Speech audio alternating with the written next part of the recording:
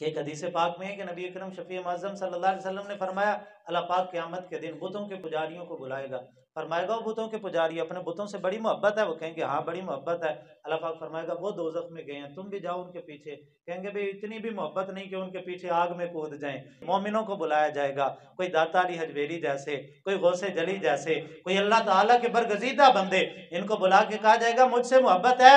وہ کہیں گے ہاں اللہ تجھ سے محبت ہے۔ اللہ پاک فرمائے گا جاؤ میری محبت کی خاطر جہنم میں کود جاؤ۔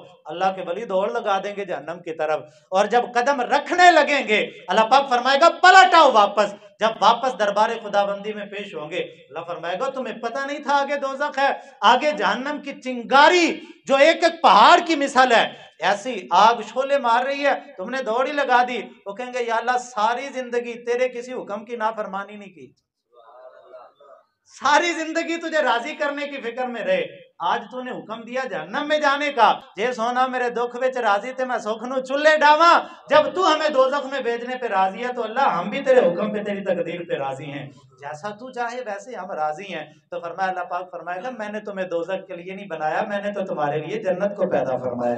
بس ان بے ایمانوں کو بتانا تھا کہ جن سے تمہیں محبت تھی وہ بھی دوزخ میں ہے، لیکن تمہاری محبت ناقص تھی کہ تم اس کی محبت میں آگ میں چھلانگ نہیں لگا رہے، لیکن میری محبت کے جو مخلص لوگ ہیں وہ میرے مصطفیٰ کی اشارہ ابرو پہ اپنی گردنیں کٹوا دیا کرتے ہیں۔